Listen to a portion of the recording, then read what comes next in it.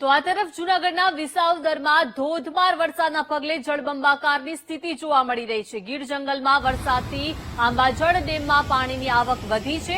ડેમના કુલ 4માંથી 2 દરવાજા ખોલવામાં આવ્યા છે। નીચાણવાળા વિસ્તારોમાં એલર્ટ જાહેર કરવામાં આવ્યું છે। તો ધોધમાર વરસાદના કારણે હાલ જળબંબાકારની સ્થિતિ જોવા મળી રહી છે।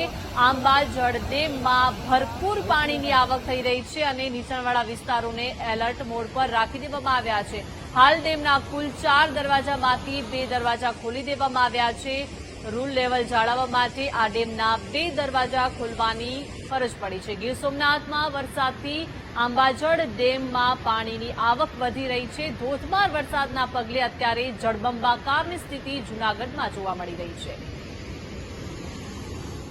જૂનાગઢ જિલ્લામાં અનરાધાર વરસાદ વરસવાને લઈ જે વિસાવદર તાલુકામાં જે વધુ વરસાદ નોંધાયો છે, ત્યારે જે વિસાવદરનો જે આંબાજળ ડેમ છે તે ઓવરફ્લો થયો છે।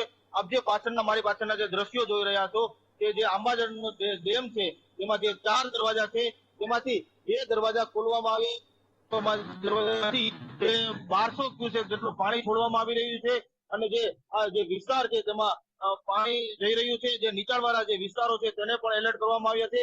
આ તમામ જે વિસાવદરનું પાણી છે તે નીચાણવાળા જે વિસ્તારો છે તેમાં જે છે તેમાં પણ ફરી વળવાનો છે।